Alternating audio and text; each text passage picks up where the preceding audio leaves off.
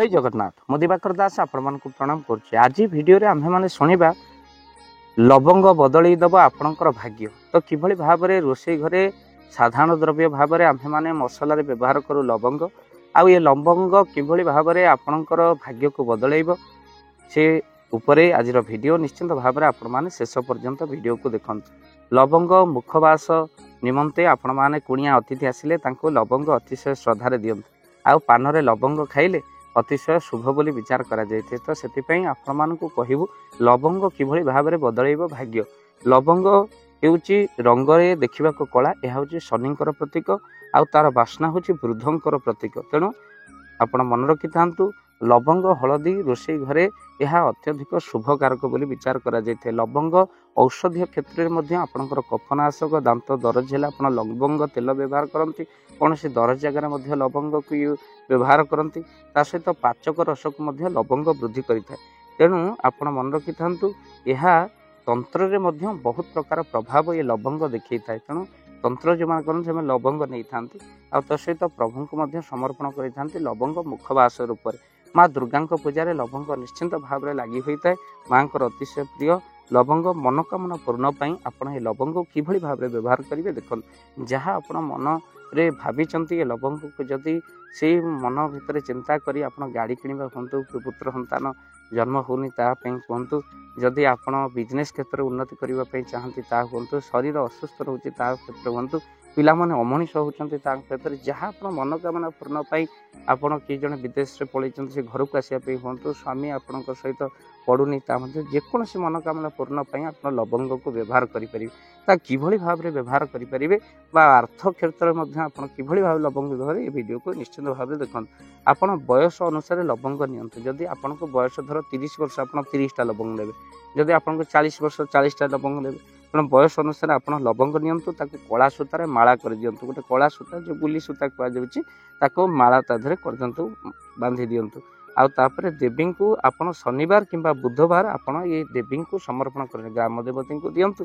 ना आपण घर पाए दुर्गा देवी हूँ जेकोसी देवी को समर्पण चाहिए आपण बेकर दे पारे माला, ना पाद उपर रखिदे पारे। तेणु आपड़ जो पाद तले रखी दिंतु ताहा आपण रखी सारा पर ब्राह्मण कहे रखिदेवाई। अनेक जगार माली पूजक रही से देवे, से माँ के पाखे रखिदेवे। आपण से रखा समय स्मरण करेंगे, अर्थात आपण मनोकामना जहाँ ताहा माँ निकट में जनइबे। से जितेबले नना चढ़ाऊँ माँ के पाखे लवंग, तेणु माँ को गलार हो पाद कामना पादरे रखिदेवे। तापर आपणकर जितेबले रखी दौरान मन रखि था मात्र 21 दिन आपणकर 21 दिन ये लवंग को रखिबार अच्छे। आपण कही ब्राह्मण को दक्षिणा दे आपण कहीकि रखिदेवे। आ रखिदे 21 दिन पर आपण ताकू आनी आपण पानी रे भसई देबे। केतबेले आपण 21 दिन भितर निश्चिंत मनोकामना पूर्ण हो जाइथिबा। जदि माँ को कृपा आपणकर अच्छे निश्चिंत पूर्ण हो जाइथिबा। बेले बेले मनीष अत्यधिक चिंता करे आ अत्यधिक मनोकामना, कहीं कामना होची बैतरणी नदी भली होइছে ताहा केबे पूर्ण होई पारेन। ए किछि दिन हबो जणे बैंक रे रहिबा पई चाहिले किंतु तांकर चाकरी हो पारानी। किछि दिन पर से बैंक लूट है, अनेक कर्मचारी को दोष दिगला। आ से बैंक जदि रही मुंडे मध्य दोष होता। बेले बेले से ठाकुर को बहुत निंदा कले, कहीं मो चाकरी है ये बैंक रे गोटे प्राइवेट बैंक रे मोर होता ये भाव में ठाकुर। तेणु बेले बेले जहाँ करते प्राणीर मंगल पे ये विचार किंतु आपण रखुथे सब बेले। जड़े जड़े लोक विवाह क्षेत्र में जन को जहाँ को भल पाते विवाह करने को चाहती, तेणु से बहुत चिंता करती। बेले बेले ठाकुर तांकर आपन को दूरे नियंती। कहीं दूरे नियंती कहीं आपन ता सहित रही सारा जीवन कष्ट पाई था। तो से बेले बेले भगवान करती आपन को दूरे नियंती। आम प्रभु को इच्छा को बुझीपारुना, बेले बेले ठाकुर को दोष दौ कि आमको प्रेम मिलानी कि आमको दुख मिलला कष्ट मिलला, अनेक कष्ट भाग्य थिला। तो ये कथा नुहे। बेले बेले भगवान मुझे मंगल करने आप चाहूबा जिनस को आप दूरे दियंतु। तेणु प्रभु को दरबार भितर भावे जहाँ किसी होता मो मंगल ही हो विचार करें, किंतु आपण मनोकामना पूर्ण करने जिन निश्चिंत भाव में करेंगे आप निश्चिंत सफल हेबे। तेणु शत्रु को मध्य शांति करने लगातार आप 27 दिन पर्यंत 2टी देखाएं लवंग माँ को चरण में अर्पण कर दिंतु। आ गोटे उपाय आपको कहूँ, शत्रु को आप शांत करने चाहते माला कर आवश्यक नहीं। 2टी लेखा लवंग प्रतिदिन माँ को दर्शन कर कोर्ट कचेरी लगी आपंकर बहुत प्रोब्लेम आप 2टी लेखा लवंग माँ के पाखे अर्पण कर दिंतु। जो 27 दिन अर्पण करेंगे। तेणु 27 दिन पर्यंत आप जो दिन 28 दिन ତାକୁ ସେ ଲବଙ୍ଗକୁ ମାଙ୍କ ପାଖରୁ ନେଇ ଆସିବେ। ଘରେ ମଧ୍ୟ ରଖିକି ମାଙ୍କ ଫଟୋ ରଖି ଆପଣ କରିପାରିବେ। 2-2ଟା ଲବଙ୍ଗ ମଧ୍ୟ କରିପାରିବେ। ଯଦି ମନ୍ଦିରରେ ସୁବିଧା ହେଉନି ଘରେ ମାଙ୍କର ବିଗ୍ରହ ରଖିକି ଆପଣ ଯେକୌଣସି ମାଙ୍କୁ ଆପଣ ଭଲ ପାଆନ୍ତି, ମା ଶାରଳା ହୁଅନ୍ତୁ, ବିମଳା ହୁଅନ୍ତୁ, ମା ବିରଜା ହୁଅନ୍ତୁ, ଏଭଳି ଭାବରେ ଆପଣ ମାନେ କ'ଣ କରିପାରିବେ, କାଳୀ ହୁଅନ୍ତୁ, ଆପଣ 2-2ଟା ଲବଙ୍ଗ ପ୍ରତିଦିନ ପୂଜା ସମୟରେ ଆପଣ ରଖିବେ। ସେଇ ଶତ୍ରୁଙ୍କୁ କ'ଣ ନା ଶତ୍ରୁ କେବେ ବି ଅନିଷ୍ଟ ଚିନ୍ତା କରିବା କଥା ନୁହଁ, ଶତ୍ରୁର ବି ମଙ୍ଗଳ ହଉ। ତେଣୁ ଆପଣ ପ୍ରାର୍ଥନା କରିବେ ପ୍ରଭୁ ସେ ଶତ୍ରୁ କେମିତି ଶାନ୍ତି ହେଇଯାଉ, ଯେହେତୁ ମୋ ନାଁରେ କେସ୍ କରିଛି, କୋର୍ଟ କଚେରୀ ହେଇଛି ପ୍ରଭୁ ତାକୁ ଶାନ୍ତି କରିଦିଅନ୍ତୁ। ଅର୍ଥାତ୍ ସେଠି ବି ଆପଣ ଅମଙ୍ଗଳ କାହାର ଚିନ୍ତା କରିବେନି। ତେଣୁ ପ୍ରଭୁ ତାର ଦଣ୍ଡ ନିଶ୍ଚିନ୍ତ ଦେବେ। ତେଣୁ ଶାନ୍ତ କେବଳ ଶତ୍ରୁଙ୍କୁ ପଡ଼ିବା ପାଇଁ ଏହି ଉପାୟ ଆପଣ କରିପାରିବେ। ତେଣୁ ନିଶ୍ଚିନ୍ତ ଭାବରେ ଦେଖିବେ ତାକୁ ସେଠୁ କର୍ପୂରରେ ଆପଣ ସେ ଲବଙ୍ଗକୁ ଜାଳି ଦିଅନ୍ତୁ। ତାପରେ ଜାଳି ଦେବା ପରେ ଆପଣ ସେ ଭସ୍ମକୁ କ'ଣ କରିବେ ନା ପାଣିରେ ଭସେଇ ଦିଅନ୍ତୁ, ବା ନହେଲେ ଆପଣ ମସ୍ତରେ ଟିକେ ଲଗେଇ ଦିଅନ୍ତୁ, ଲଗେଇବେ ତାପରେ ପାଣିରେ ଭସେଇ ଦେବେ। ଦେଖିବେ ଆପଣଙ୍କର ଶୁଭ ନିଶ୍ଚିନ୍ତ ହେବ। ତନ୍ତ୍ର ମନ୍ତ୍ରକୁ କାଟିବା ପାଇଁ ଆପଣଙ୍କୁ ସୂର୍ଯ୍ୟଙ୍କୁ ପ୍ରଣାମ ପରେ ଲବଙ୍ଗ ଘୋରି ଯଦି ତିଳକ କରି ଆପଣ ଲବଙ୍ଗ ଘୋରି ଲଗାଉଛନ୍ତି, ଆପଣ ତନ୍ତ୍ରମନ୍ତ୍ର ପ୍ରଭାବରେ ଯଦି ଆପଣଙ୍କ ଘରୁ କି ଗୁଣି ଗାରେଡ଼ି କରୁଛି ତନ୍ତ୍ରମନ୍ତ୍ର ପ୍ରଭାବ ନିଶ୍ଚିନ୍ତ ଭାବରେ ଅଛି। ତେଣୁ ଆପଣ ଲବଙ୍ଗ ଘୋରି ଯଦି ମସ୍ତକରେ ଲଗାଉଛନ୍ତି ନିଶ୍ଚିନ୍ତ ଭାବରେ ଆପଣଙ୍କର ଶୁଭ ହେବ। ଖାଲି ସେତିକି ନୁହଁ, ତନ୍ତ୍ରମନ୍ତ୍ର ପ୍ରଭାବ କିଛି ବି ଆପଣଙ୍କ ଉପରେ ପଡ଼ିବନି। ଯଦି ପର୍ସରେ ଆପଣ କିଛି ଲବଙ୍ଗ ପ୍ରଭୁଙ୍କୁ ଅର୍ପଣ କରି ରଖିଦେଉଛନ୍ତି ପର୍ସରେ ମଧ୍ୟ ଧନ ବୃଦ୍ଧି ହେବ। ଆଉ ସେତିକି ନୁହଁ, ଆପଣଙ୍କର ଯଦି ଝିଅମାନେ ବହୁତ ସମୟ ଭିତରେ ଚୁଟି ଖୋଲି ଏବେ ଯାଉଛନ୍ତି କେଉଁଠି ନା ସବୁ ପାର୍କ ଯାଉଛନ୍ତି, ଚୁଟି ଖୋଲି ଆପଣ ବଜାରରେ ବୁଲୁଛନ୍ତି, ଚୁଟି ଖୋଲି ଆପଣଙ୍କର କ'ଣ ନା ବିଭିନ୍ନ ପାର୍ଟି ବାହାଘର ଆଟେଣ୍ଡ କରିବାକୁ ଯାଉଛନ୍ତି, ସେଠୁ ଆସିଲା ପରେ ସେମାନେ ନାନାଦି ପ୍ରକାର ନଜର ଦୋଷରେ ପଡ଼ୁଛନ୍ତି। ଅର୍ଥାତ୍ ସେମାନଙ୍କ ଉପରେ ନଜର ରହିଯାଉଛି, ଯେହେତୁ ସେ ଜ୍ୱରରେ ପଡ଼ୁଛନ୍ତି। ବାହାଘରକୁ ଆସି ସାରିଲା ପରେ ଝିଅମାନଙ୍କର ବେକ ମୋଡ଼ି ହେବା, ହେଡ଼େକ୍ ପେନ୍ ହେବା, ଏଭଳି ସବୁ ନଜର ଦୋଷରୁ ହୋଇଥାଏ। ଆମେ ଯେହେତୁ ଚୁଟି ଖୋଲିଗଲେ ଅନ୍ୟର ଖରାପ ନଜର ହିଁ ଆମ ଉପରେ ଆସିଥାଏ। ତେଣୁ ମଣିଷ ଏବେ ତ ସୁନ୍ଦର ଦେଖାଯିବା ପାଇଁ କି ଏଭଳି ଭାବରେ ଚୁଟି ଖୋଲି ଚାଲିଛି। ମହାପୁରୁଷ ବି ଲେଖିଥିଲେ, ବଜାରରେ ବୁଲିବେ ନାରୀ, କେଶ ଫିଟାଇ ବସନ ପିନ୍ଧିବେ, ପୁଣି ନାଭି ଦେଖାଇ ଗୁରୁଜନ ସେଇ ମାନିବେ ନାହିଁ, ଉତ୍ତର ଦେବେଟି ମୁହଁରେ ଯାଇ ମାଳିକା ସତ ହେଲା। କିନ୍ତୁ ସେ ହିସାବରେ ମଧ୍ୟ ଆମ ଭଉଣୀମାନେ ଯଦି ନିଜର ଫ୍ୟାସନ୍ ପାଇଁ ଯାଉଛନ୍ତି ତା ପାଇଁ ବି ଆମେ ପ୍ରତିକାର କହୁଛୁ। ଯଦି ଆପଣ ଯାଉଛନ୍ତି କୌଣସି ବଜାର ଯାଉଛନ୍ତି, ଚୁଟି ଖୋଲା ରଖି ଯାଉଛନ୍ତି, ଆପଣ ନଜର ସେମିତି ମଧ୍ୟ ନଜର ଲାଗିଯାଇପାରେ।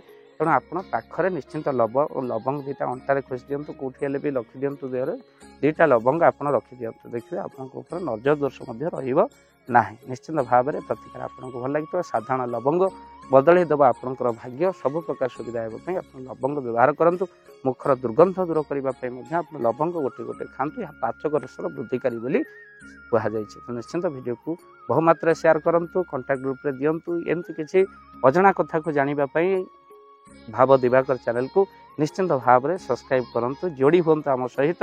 ଦୁଃଖଦାୟକ ଘଟଣା କିଛି ଅଶ୍ଳୀଳ ଭିଡ଼ିଓକୁ ଆପଣ ବହୁମାତ୍ରାରେ ସେୟାର କରନ୍ତି, ଯାହାର କିଛି ଭ୍ୟାଲୁ ନଥାଏ, କିନ୍ତୁ କିଛି ଜାଣିବା କଥା ଭିଡ଼ିଓକୁ ଆପଣଙ୍କ ହାତ ରହିଯାଏ, ଦେଖିକି ଇଗ୍ନୋର କରନ୍ତୁ। କଷ୍ଟ ଲାଗେ ସେଇଠି ଭିଡ଼ିଓ ବନେଇବା ପାଇଁ, କିନ୍ତୁ ତଥାପି ଆମେ ପ୍ରୟାସ ଜାରି ରଖିଛୁ। ଯେତିକି ଲୋକ ଶୁଣୁଛନ୍ତି ନିଶ୍ଚିନ୍ତ ଆମେ ତାଙ୍କୁ ଶୁଣାଉଛୁ। ନିଶ୍ଚିନ୍ତ ଭିଡ଼ିଓକୁ ସେୟାର କରନ୍ତୁ, ଆପଣମାନଙ୍କୁ ଅନୁରୋଧ ରହିଲା। ଜୟ ଜଗନ୍ନାଥ, ଜୟ ପଞ୍ଚ। ଜୟ ଜଗନ୍ନାଥ। ଧନ ଅର୍ଜନେ ଧର୍ମ କରି ଧର୍ମେ ପ୍ରାପତ ନରହରି। ଯଦି ଆପଣମାନଙ୍କ ଧନ କୌଣସି ଗରିବ ଅସହାୟ ରୋଗୀମାନଙ୍କ ସେବାରେ ଲାଗିପାରିଲା, ଜାଣନ୍ତୁ ଆପଣଙ୍କର ରୋଜଗାର ସାର୍ଥକ ହେଇଗଲା, ଆପଣଙ୍କ ଧନର ମଧ୍ୟ ବହୁତ ମହତ୍ଵ ରହିଲା।